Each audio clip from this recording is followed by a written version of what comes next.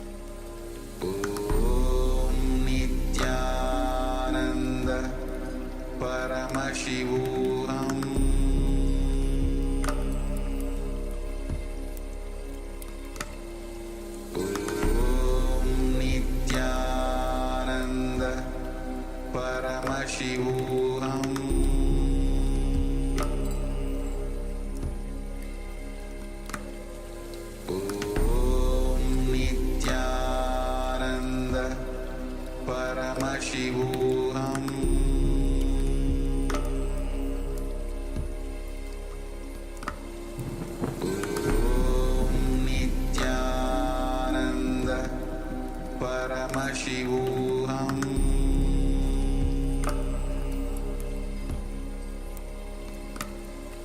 Om Nityananda Paramashivoham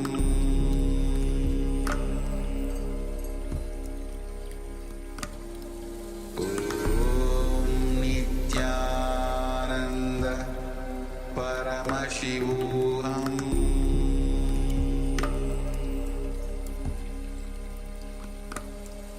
Om Nityananda Paramashivoham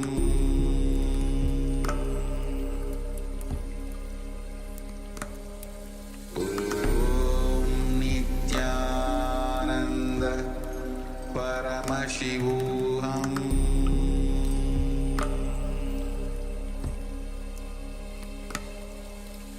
Om Nityananda Paramashivoham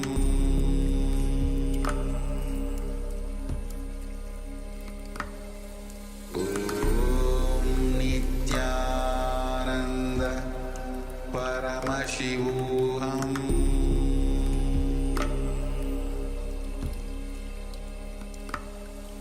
Om Nityananda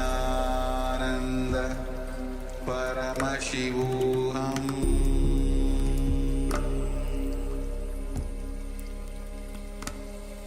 Om Nityananda Paramashivoham Om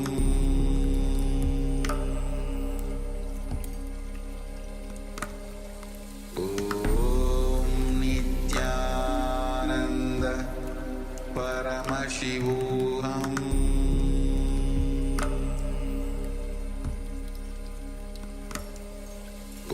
Om Nityananda Paramashivoham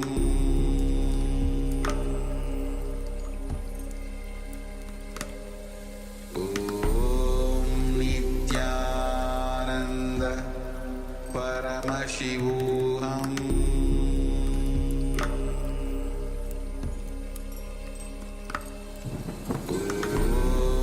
Nityananda Paramashivoham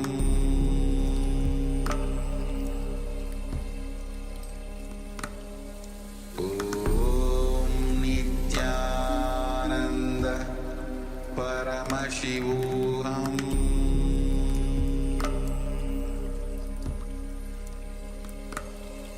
Om Nityananda Paramashivoham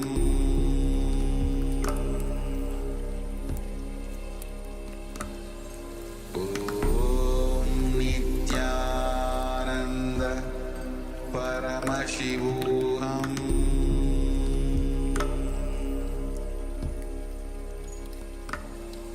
Om Nityananda Paramashivoham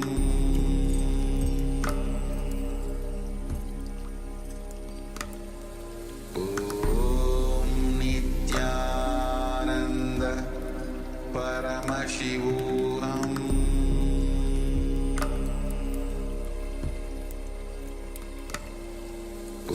Om Nityananda Paramashivoham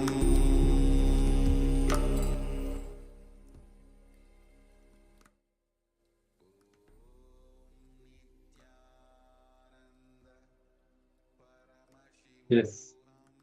Now relax. You can open your eyes and please verify the results, how much your object size has been increased. You can verify.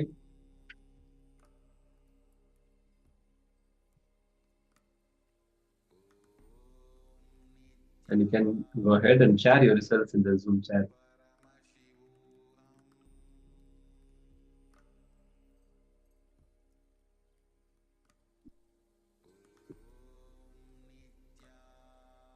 Alexandra, please share your experience, ma'am.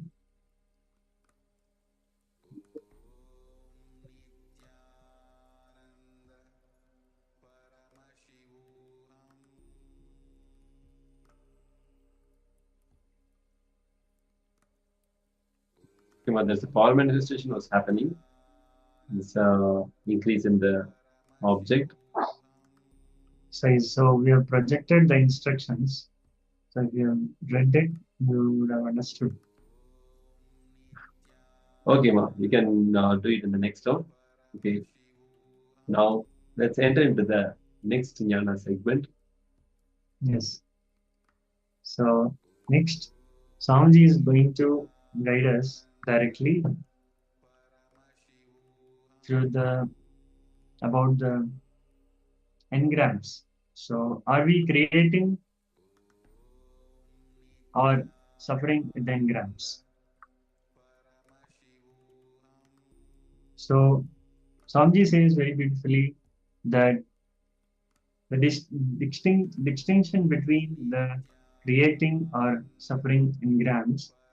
So an engram is a mental impression or a memory that shapes our reactions and behaviors. So when you create engrams, you consciously manifest positive experiences. So thoughts that lead to growth and enlightenment. For example, if you practice gratitude daily, so you create an engram of positivity that influence your outlook on life. So conversely, engrams occurs when past painful experiences dictate your present actions. So that will trap you in the cycles of negativity. So for example, if you faced any rejection in the past, so that experience may lead you to avoid new relationships out of some fear or some suffering. You want to avoid some suffering.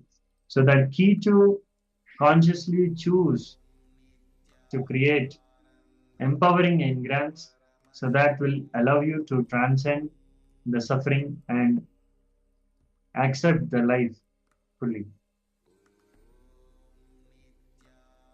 So let's come back to the space of listening. Let's hear the Supreme Pontiff of Hinduism sharing about this creating or suffering engrams.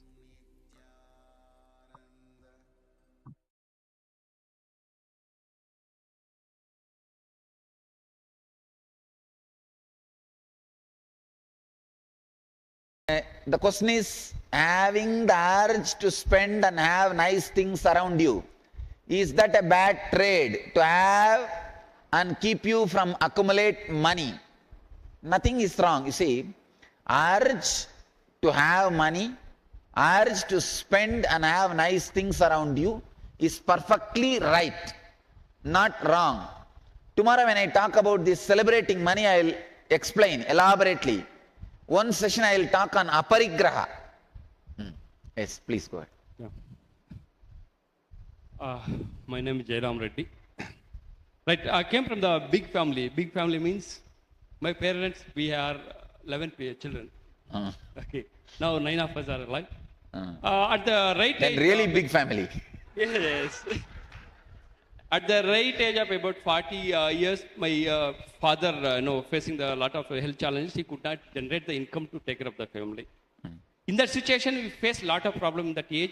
And in that, when we are grown up, during our, when we are rising up, we strongly believed that we are poor and we are not affordable. For each and every situation, we thought that we had that thought in our mind. Every time we were thinking that I am poor, I am not affordable. Okay. That engrams, what we call that programming, what has happened, till now, I am unable to generate any income, not much to take care of my life. And the second thing is, I have a habit of every month, the beginning of every month, I'll make a list of what are the bills I have to pay separately, and another list of what are the expected incomes. Here, what I have the habit is that I'll focus always on what are the bills I have to pay. I'm very prompt in paying all the bills from the money, not what I earned, from the money what I borrowed. That results in making me accumulated lot of debts. Then that click what I got when I was sharing today. Great. How you are mismanaging money? Great. How not to be overprotective and over-calculative of existing money? Does it stop creation? Surya, I can say, ships are safe in shipyard, but they are not created to be in shipyard. They are created to be in ocean. Just because they are safe in shipyard, you can't say, why not let me keep my ship in the shipyard itself?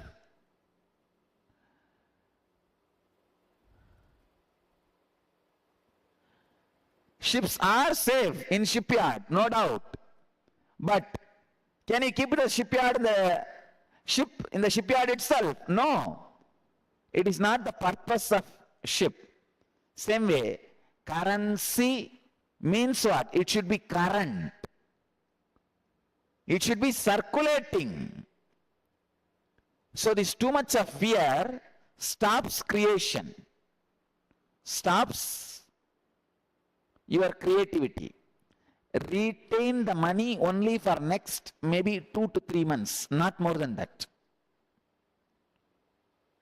If you are storing more than next few months, you are creating laziness in you. Like a fat stored more than required in your system, not only weight, and it destroys your health. Insecurity and bad cholesterol is directly connected. Spirituality and money, if there is a conflict, you need to first clear that. As I said, be very clear, poor people never get into heaven. It's a wrong idea. Come on. I have a question for you. Mike. What about housewives who doesn't earn? For example, my age is 30. Until now, I have earned ₹2, which is in my 7th grade because of scoring some good marks. The teacher gave me ₹2. That is all the money I have earned. And when I think, I can't claim myself. When someone asks me, are you rich? I will definitely say I'm rich because my husband earns and I'm wealthy and I have all the basic needs. But a deep thing inside me also tells that I have not earned anything. My own earning, my own money, like that I have a feeling. So a deep guilt that I'm just spending and not any contributing, that is there. And what about generally housewife? Because most of the... I will recommend every individual should create wealth. Whether you are housewife or office wife. You are living in house or anything. Every individual should create wealth. What you do with that later on is secondary. But every individual should create wealth because it is life. It is just personality. If you create that kind of personality, even sitting in your house, you can create wealth. There are now millions of ways. Now India also has become a place of opportunities. See, if you don't use the opportunities, you will become opportunistic. People who don't use opportunities will become opportunistic. Opportunistic mentality will start happening if you don't use opportunities. I think it is every individual should take the responsibility for their life and start creating wealth. That's what I'll personally recommend.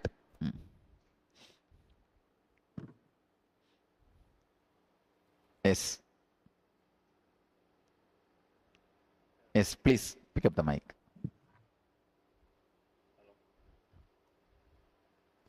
Yes. Hello. Swamiji, the click which I got was that, close the mic. yeah, Keep the mic close. The click which I got was my father was a money lender and he got cheated by many people. And the same thing has happened in my life because I lent money and I on my salary and I got cheated. So Got cheated. I got cheated. The money has not come back here. And that again has broken into my relationship also. Relationship also with my wife is bad. Another thing is I got a good job in between and I was contributing to Dhyana Pita for 10% of Anand Samadhi also. And then that I created my own lack of self-image by saying that I'm worth being paid this money. Uh, And I lost the job. uh, uh, Now I got a job uh, at a much lower salary. uh, Again, I'm getting that whether I'm being worth being paid this money. uh, Now I'm trying to change it by saying, yes, I'm being more than this. mm. You see, you need to understand the flaw. Once you created that mental setup and lost the job.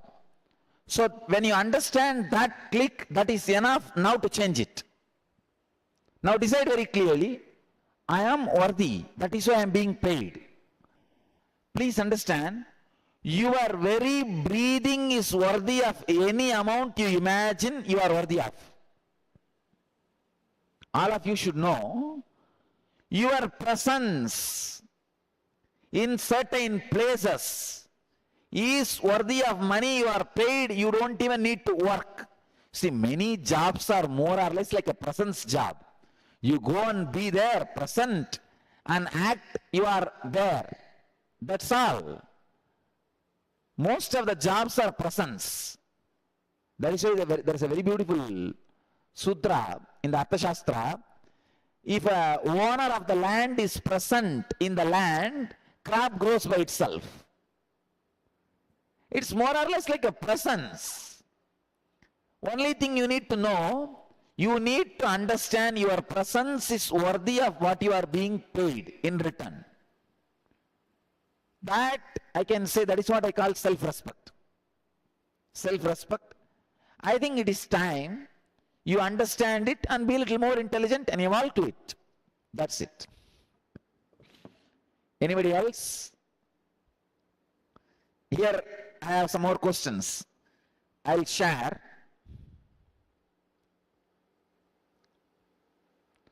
It's like a more or less many sharings. I'll read out those things and share the clicks with you. See, only like this, strongly analyzing, and vomiting it out, all the wrong engrams and wrong mental setup about money which you are carrying will come out. It will never come out if I am sitting and giving you the lecture for 6 hours. No. You need to pen down and you need to express, because you need to make money. If I sit and give lecture for 6 hours, I'll make money. But I want you need to make money. I want you to make money. That is why I am asking you to talk. Whoever talks is going to get money. Understand? If only I am going to talk, then I will have money. And if you are also going to talk, you will have money in your life. Understand?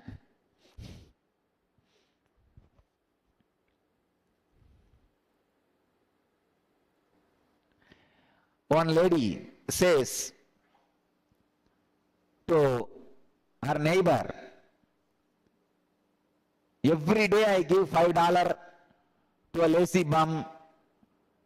The neighbor asks, your husband doesn't say anything about it? No, he tells thank you.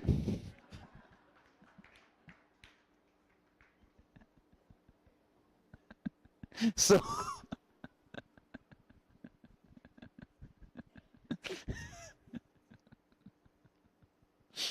it's too much.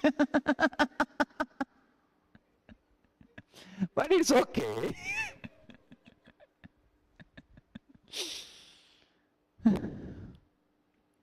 Here is a sharing from Calgary. I was taught early on that money would bring happiness, and that in order to show others love, you had to buy them lots of presents on holidays. And the more money you spent showed how much you loved them, even if you had to spend money you did not have. I am learning how to practice Reiki and also do some metaphysical healing. But I do not want to charge people. I feel wrong about it, that I have to charge people to help them. I have spent a lot of money to take my training, and I am worried that the money will not come back to me, especially if I cannot get over the idea that I do not want to charge them. Here is one more question from Vancouver. Can engram be created in the muscle memories before birth? When my mom was pregnant of me, My parents were building their farm and were going through stress and worry on how to get the money to pay for the new infrastructure and support the family. Pauline, usually this kind of engrams doesn't get built during the pregnancy. Only the deeper concepts like a spiritual engrams gets built during pregnancy. The money engrams doesn't get built during pregnancy. Don't worry about it.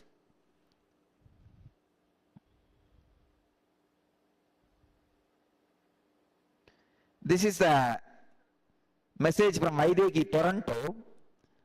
Problem, I can't relate to money. I don't have clear understanding about money. I go to work, earn a decent salary and spend it all within a week. I have been doing this unconsciously ever since I came into contact with the green bills. I hope you could help me realize the value and proper use so that I don't remain in the poverty line. Understand? These green bills are a big problem. And the credit card is a bigger problem. At least in the green bills, you know how many bills are leaving you. In the credit card, you don't even know. It's just swiping. Whether 900 has gone or 9,000 has gone, you don't even know. Because same, once the swiping, that's it.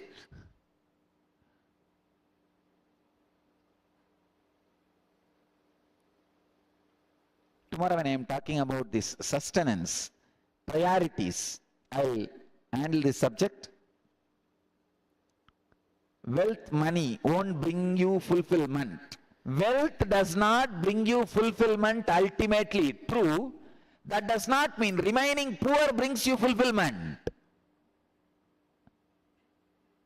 Come on. Remaining poor, see, the other day we were all discussing with brahmacharis. And I became enlightened without getting the regular education. That does not mean all the fellows who are uneducated are going to become enlightened. Same way, wealth does not bring ultimate fulfillment. That is true. That does not mean all poor fellows are going to have ultimate fulfillment. Wealth and poverty both are equally not going to bring you ultimate fulfillment. So ultimate fulfillment is different line altogether. No way you being wealthy or poor is going to interfere, stop or prepone or postpone your enlightenment. Then why don't you be wealthy? Your wealth is neither going to postpone nor going to prepone your enlightenment. So that is totally different direction. San Jose, sometimes I regret money I have spent. Why? Why is everyone asking everyone else's money? Family to invest money. The problem is, in India, your money is not your money. It is your friend's money. It is your family's money. It is all the poor relatives around you, their money. All of them think they have share over your money. No, really. All of them think they have share over your money. Especially if you are living in America, all Indians think in America, all over the road, dollar bills are running, floating and flying. You just need to go there and have few gunny bags, just dump everything and send it in the ship to India. Come on. You come to reality and teach all your relatives about reality. Your money is your money, my money is my money. You are having money because you worked for it. I am not saying don't be compassionate, don't be charitable. But be very clear. Only when you are very clear you are not going to repent for it, be charitable. If you feel you may repent in future, don't be charitable. Be very clear. Charity should not come with guilt. Then you will be stuck with it. Understand? The moment you start counting what all you gave, you lost all the merit and punya of giving. For example, if you have given some money for some your friend or a family or a temple or a school or a ashram for some something. Even once if you count, I have given all these things, over. All your punya is gone. You chine punye madhyalogam vishanti. Come back to ordinary world. All your merit has gone. Your token for heaven is taken away. Now, no more heaven. Get back to your regular life. So anything makes you count. So if you are repenting, don't give. Be very clear. If you are regretting, don't give. Just see that you are making them understand your money is your money and their money is their money.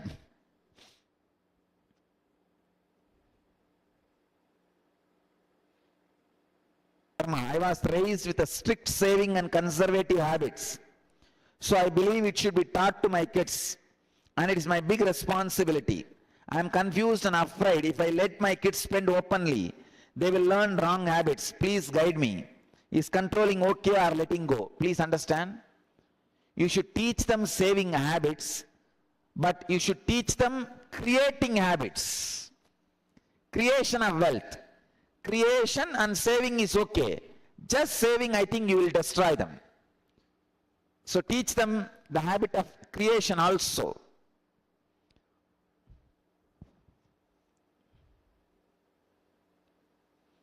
And here is from New York.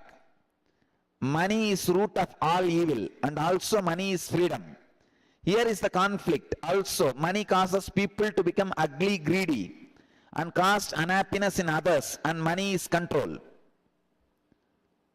Also, another clique is talking myself out of making money, as money only comes to those lucky. You can kill yourself working and not make money. I have seen this with my parents. This flows into it is not possible to create wealth out of your creativity and enjoyment, only boring work. First thing, there is no such thing as luck. Luck is negligible percent. It gets popular. Does not mean it is common. You see, receiving salary only is common. Receiving lottery is rare. Only 0.01% of the population receive lottery in their life. 99.99% of the people receive only salary in their life. So understand that 0.001% people who receive lottery becomes very popular all over the world because it is rare, not because it is regular. See, regular things becoming popular and rare things becoming popular. You need to understand. Lottery is a rare thing becoming popular, not regular thing becoming popular. So, don't expect luck to add wealth to you. That is not going to happen. So, have a clear system to add wealth to you. Waiting for luck to happen, for wealth to happen in your life is wasting your life. No, that is not the right mental setup.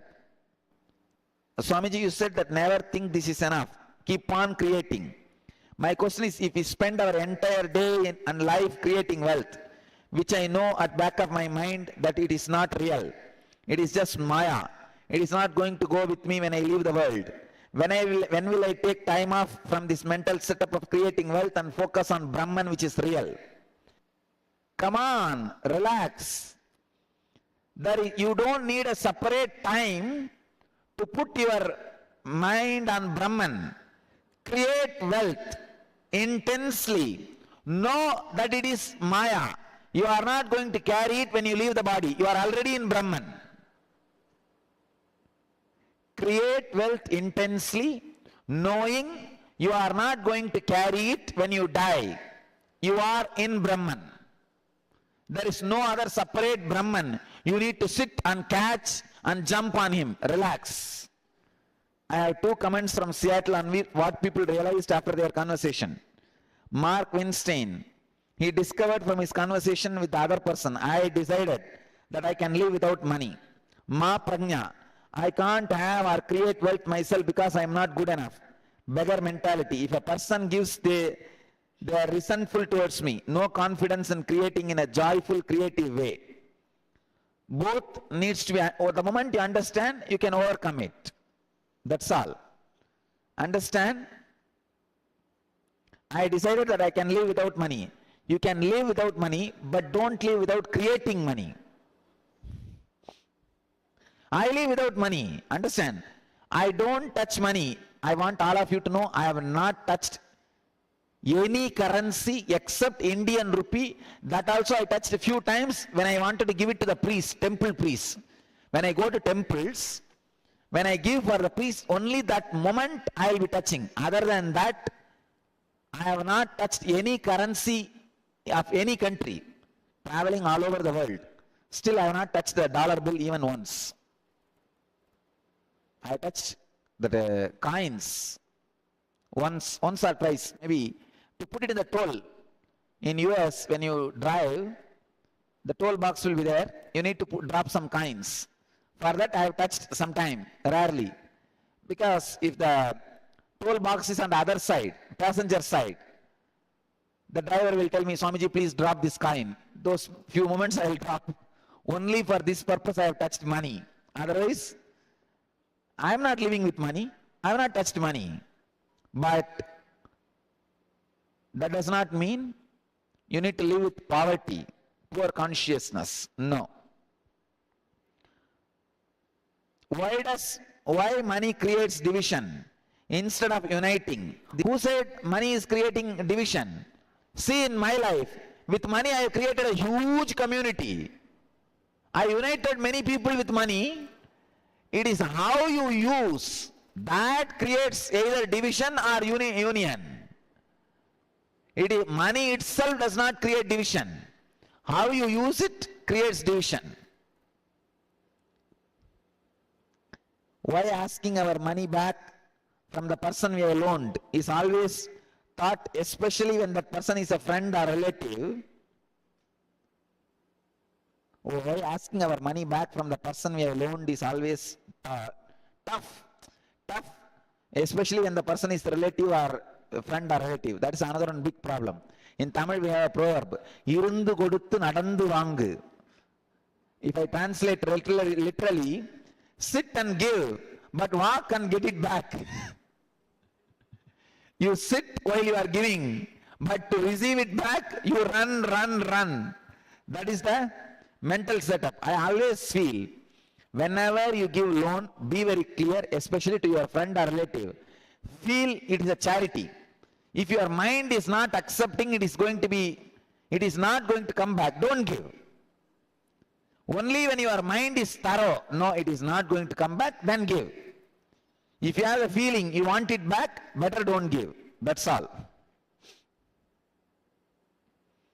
Why are we always want to work on our wants to tone it down instead of creating wealth? Kannan, just laziness, nothing else. Just laziness.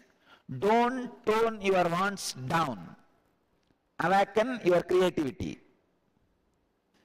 When I was 3 in hospital with polio, a gift was given to me and then taken away for no reason. At that time, also there was a great competition to play with the best wheelchairs. This has left me with wealth and sharing limitations. Now you understand, just overcome with that sharing limitations. Here is a note. Can you explain the difference between greed, ambition and intention to create wealth? Greed, ambition, intention, all these are same. When you are having it, it is called ambition and intention. When others are having it, it is called greed. That's all. See, when you have it, you call it as intention. If your friend has it, you call it as ambition. If your enemy has the same emotion, you call it as greed. That's all. Otherwise, there is no 3 separate thing. It is just you using your mind to abuse others. When you are having, you call it intention, sankalpa. When your friend has it, you call it ambition. When your enemy has it, you say, greedy fellow. That's all. All three are one and the same. Don't worry. Come on. I feel a lot of guilt about growing up being given a lot of money, not being asked to work for it, or being taught about it, how to manage it, make it. So today I have a difficulty making money or asking a fair price for my work. I think if you start working, naturally you will be out of this mental setup. Yes, it is actually an ordinary problem. You don't need to worry. And you being given a lot of money is okay. Please be seated, please be seated. And it is not a big wrong mental setup. Just asking, start asking, this mental setup will change. It's not a big engram. Where you put too much effort and time in creating wealth, it will affect your spiritual life and growth. Malaysia, come on, I am telling you guys, create wealth, that is spirituality. There is no such thing as spiritual growth will be stopped by creating wealth. Who is that great Vedanti who wrote this question? Malaysia?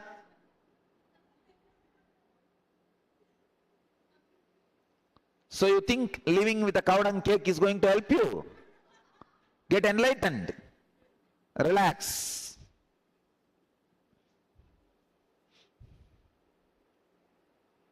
I realized during my sharing how much I was suffering from incorrect understanding, allowing the greed of others to affect my creativity in the past. How come sometimes people without are very greedy in the Western world and are distrustful when you yourself are willing to share one's hard work for gifts with life?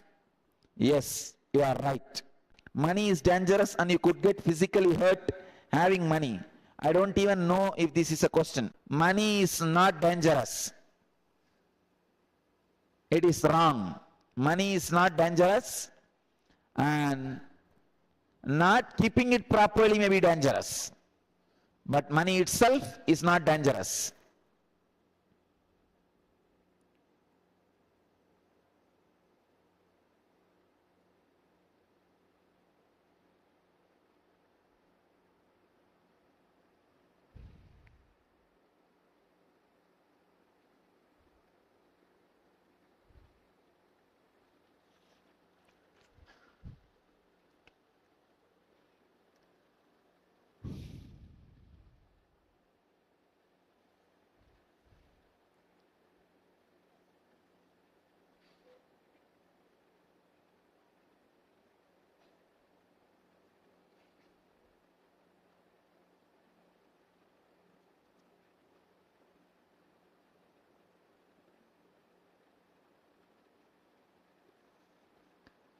A lot of clicks.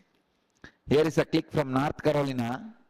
I had a huge click when Swamiji first said not to blame the money for a bad relationship. I always equated the lack of loving relationship with my father as caused by money. Now I understand it was his inability to be emotionally available for me, not his love of money. It was his mental setup, not the money. My partner shared our beliefs that were based on our family's religious attitudes. It reminded me that in the church I grew up in, we said, God loves the meek and the poor. We never said God loves the rich. I am telling you, God loves the rich. Come on. Phoenix, understand, this God loves the meek and poor is a completely, I can say it's a kind of a consolation. Understand? Consolation is religion. Consultation is spirituality. I am not here to just console you. I am here to give counseling to you. Don't start living based on these consolations. No. They are good once in a while when you are sick.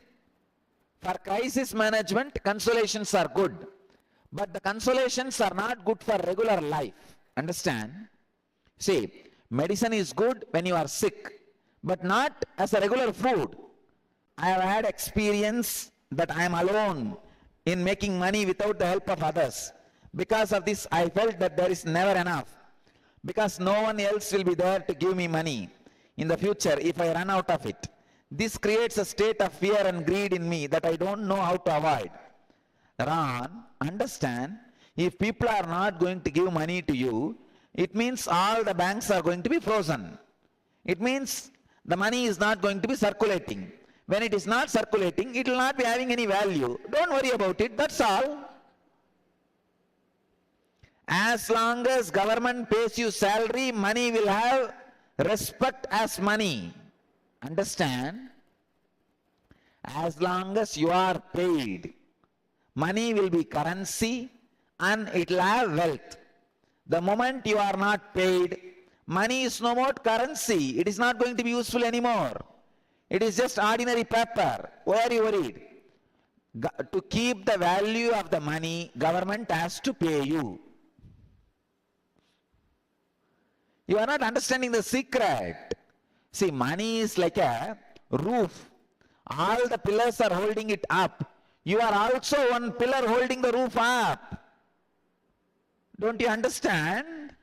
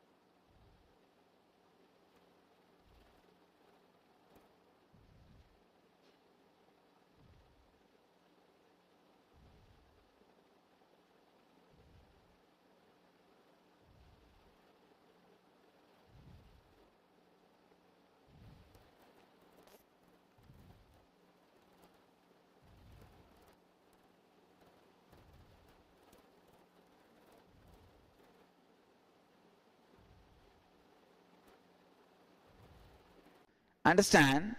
She writes in a detailed way after her failure about the financial failure, she lost that inspiration. Understand? Any one time having a financial failure does not mean your life is locked. Falling is not wrong, but not getting up is wrong. Falling is not wrong, but not getting up is wrong.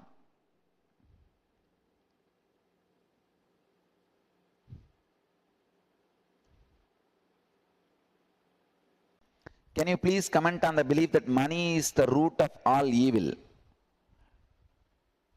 No, we should know money is not root of evil or good. How it is used. If it can be used for some good thing, it is good. If it can be used for some bad thing, it is bad. It's like there is a beautiful story in Mahabharatam. Bhishma calls Duryodhanas and Pandavas both and gives them 1,000 coin. Tells them, go and fill your house with this, I will come for a survey. Duryodhanas, they see 1,000 coin, how can you fill the whole house except with a, what do you say, hay, the paddy, hay, they buy and fill the whole house with the hay. And Pandavas, they clean the house and light beautiful lamp and incense, fill the whole house with the incense smell. When Krishna comes for survey, Duryodhanas are not even able to take the Krishna and Bhishma to inside their house because the whole house is filled with hay. But Pandavas, they were able to take them inside because The whole house was filled with good smell. It is your brain, how you use it. Money itself is not root of the evil, but how you use it.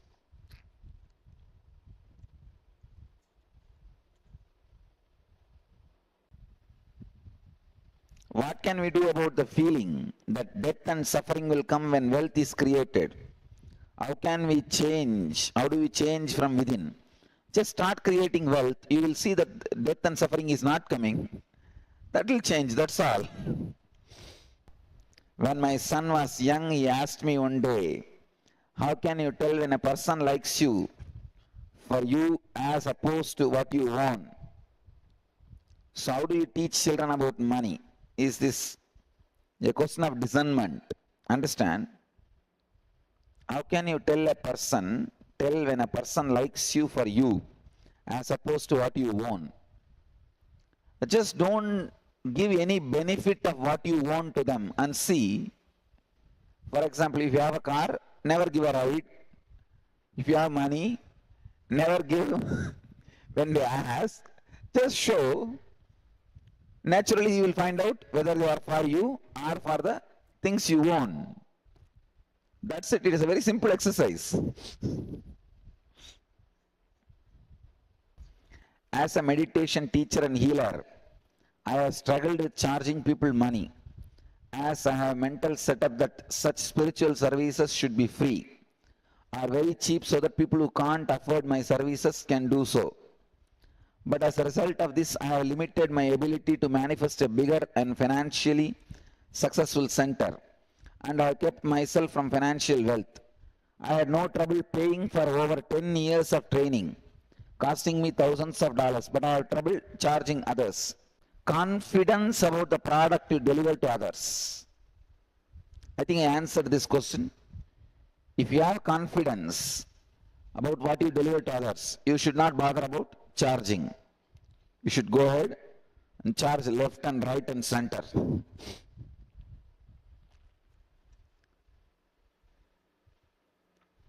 Now really, because you are offering, nothing wrong.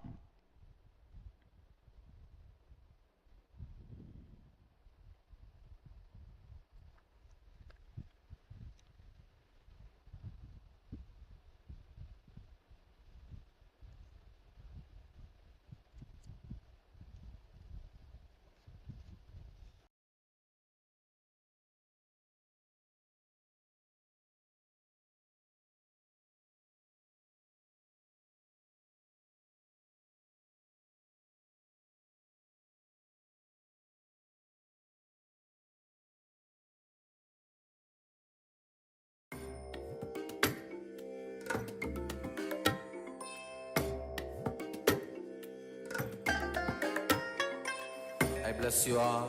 Let you all open all your three eyes and manifest the powers of Mahasadashiva. Om Nityananda Paramashivoham. Om Nityananda Paramashivoham. Om Nityananda Paramashivoham. Om Nityananda Paramashivoham. Om Nityananda Paramashivoham. Om Nityananda Paramashivoham. Om Nityananda Paramashivoham. Om Nityananda Paramashivoham. Om Nityananda Paramashivoham. Om Nityananda Paramashivoham.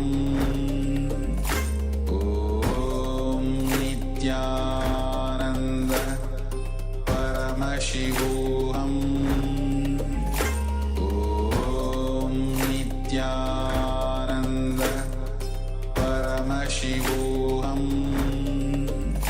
Om Nityananda Paramashivoham Om Nityananda Paramashivoham Om Nityananda Paramashivoham Om Nityananda Paramashivoham Om Nityananda Paramashivoham Om Nityananda Paramashivoham Om Nityananda Paramashivoham Om Nityananda Paramashivoham Om Nityananda Paramashivoham Om Nityananda Paramashivoham Om Nityananda Paramashivoham Om Nityananda Paramashivoham Om Nityananda Paramashivoham Om Nityananda Paramashivoham Om Nityananda Paramashivoham.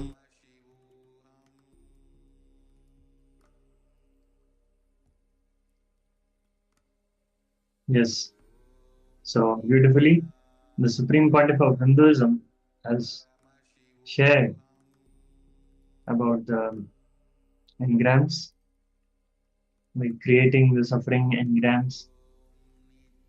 And you would have seen, you would have got answers for all kind of questions related to wealth during this session.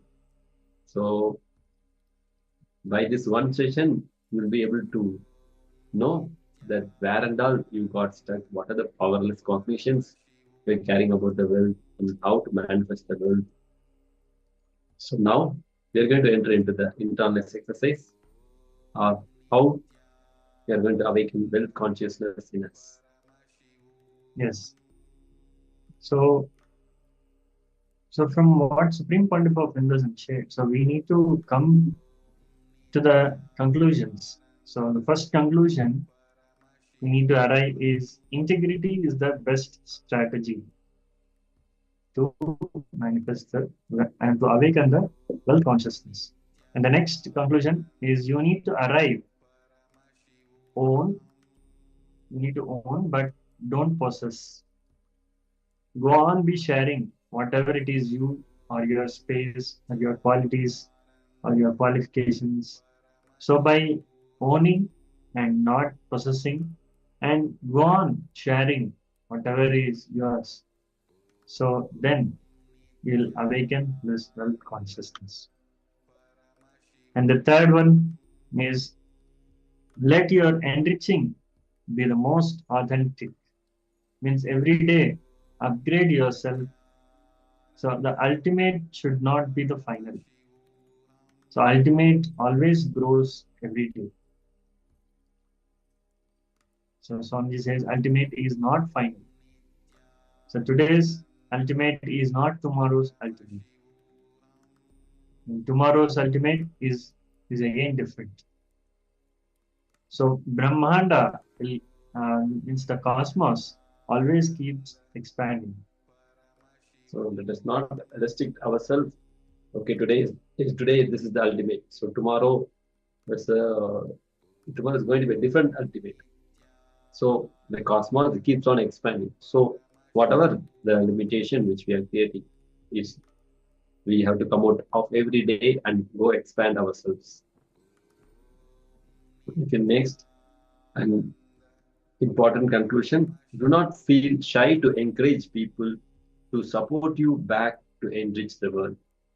Be confident and courageous about what you are doing. Yes. So courageously doing whatever enriching you're doing and supporting the people, encouraging the people who are supporting you while when you're enriching the world.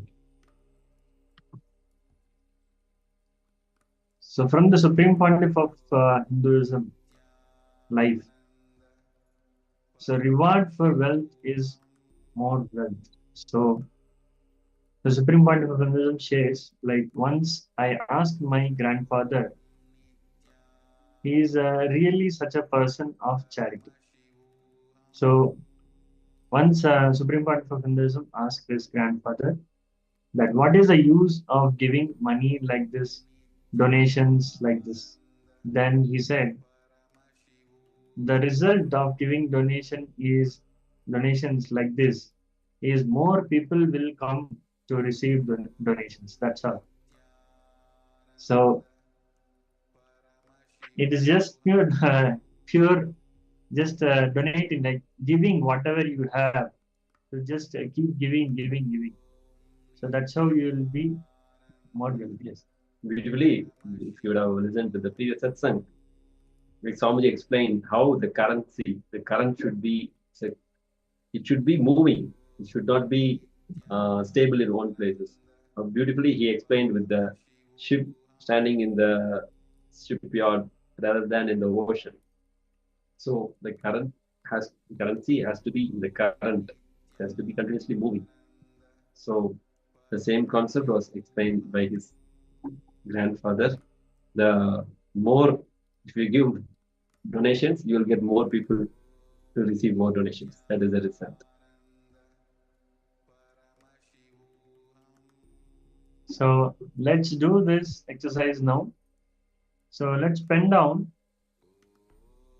once the wealth consciousness happens in you, what all you want to manifest. So pen down first.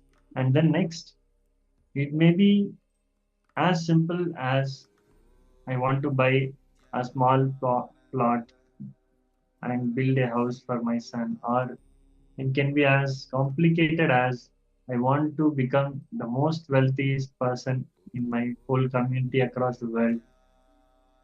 It can be anything. Just pen down what you want to manifest once the wealth consciousness is awakened in you. It is almost like a wish list. So take some time and pen down what all you want to manifest after the wealth consciousness is awakened. So we'll be projecting the slides also. You can see there. Yeah, all your wish list you can pen down.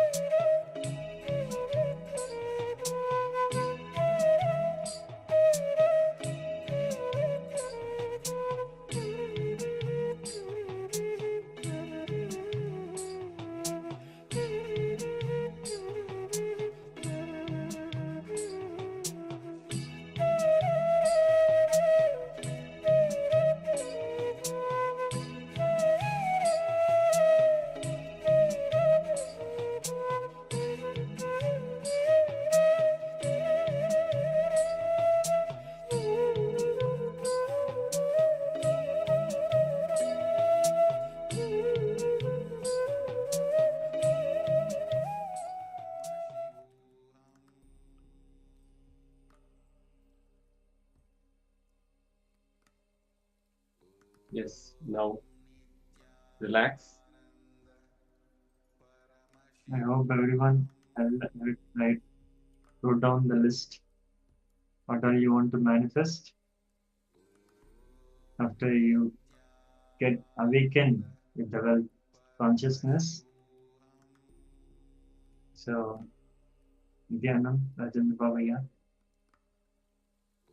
how are you doing here? Okay, I think you missed the previous sessions, Aya. And today is a wealth manifestation, Aya. How to awaken wealth consciousness in us. So previously we have seen so many exercise of what is the engram we are carrying related to wealth. And previously we have seen the question and answer sessions with Swamiji. So what are the doubts we had about the wealth? Swamiji clarified all these things. Now this previous exercise, we have written down what are the wishes we have regarding the wealth. So anything, it can be anything. You want to manifest more wealth. Yeah, means what all you want to manifest. Like after you get awakened with the wealth consciousness, what all you want to manifest. So we need to list it down. So that is the exercise. Okay. Okay, great. Yeah. Today we'll be having Venkateshwara Bhava Samaj Darshan. So at the time Swamiji will bless us to awaken the wealth consciousness in us.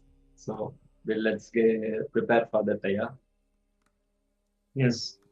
So next we are going to see at the Kriya. So Swamiji will be guiding us through the Kriya for awakening the wealth consciousness. So Swamiji shared this powerful Kriya to break the suffering patterns related to money. We might be having some suffering patterns related to money. So by breaking that, you can manifest you can awaken this wealth consciousness in you. And then this Kriya involves the practice, like you need to do the intense visualization and setting the right intention to shift your relationship with the abundance, wealth and abundance. So yeah, so get ready for the Kriya and let's come back to the space of listening and let's get to make yourself available. Yeah. See, you are going to perform the Kriya. So you'll be doing pranayama and some asana postures. So if you have a flat yoga mat, you can sit on the yoga mat with the sukhasana so that you'll be able to do the asanas and the pranayama easily. Okay, now let us hear directly from Supreme Pontiff of Hinduism.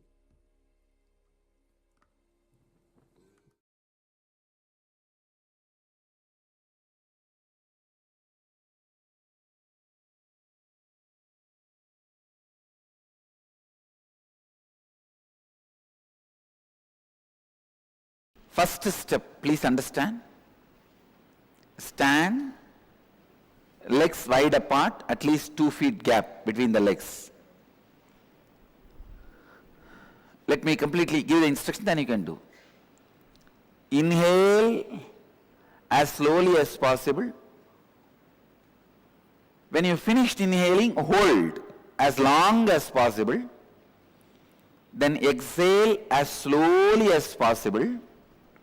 After completely exhaling, hold as long as possible your lungs empty.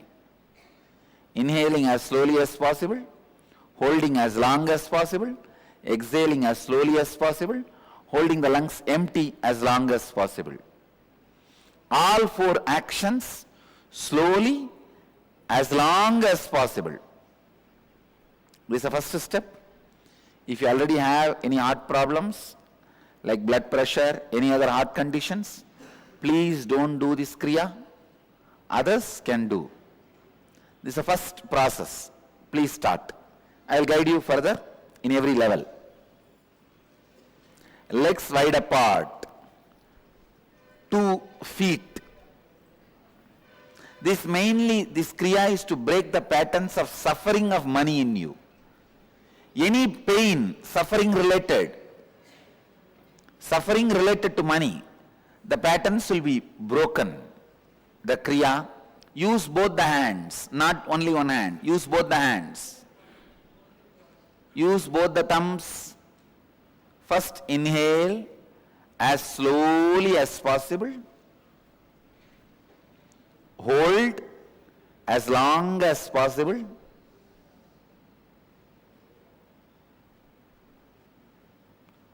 Exhale as slowly as possible. Hold the lungs empty without inhaling as long as possible. Do this continuously.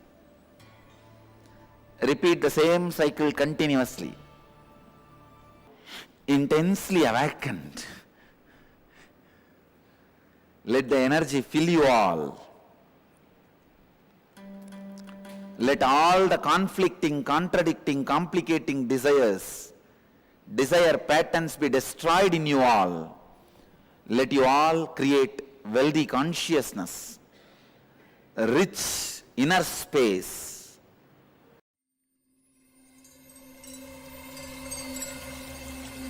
I welcome you all with my love and respect. Let you all open all your three eyes. Om Nityananda Paramashivoham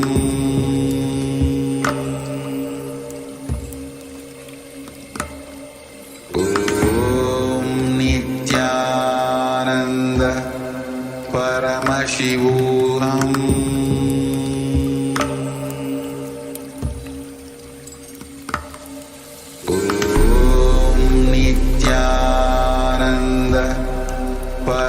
Paramashivoham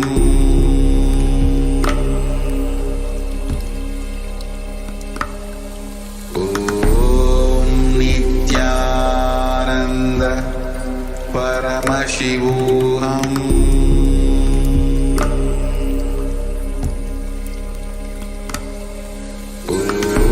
Om Nityananda Paramashivoham Paramashivoham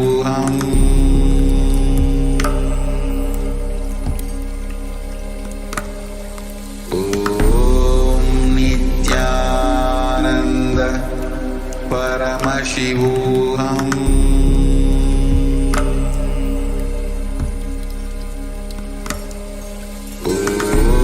Om Nityananda Paramashivoham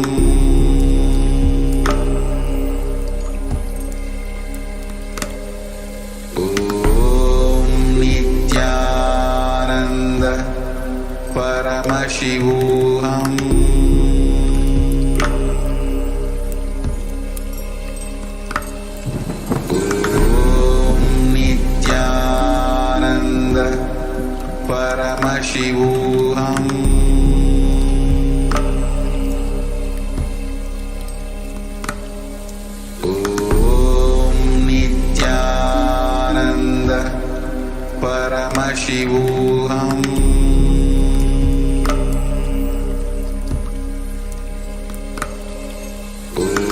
Om Nityananda Paramashivoham Om Nityananda Paramashivoham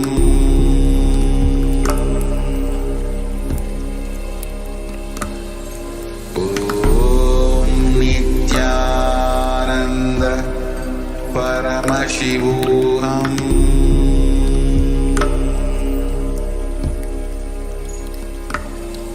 Om Nityananda. Bring your awareness to the breath.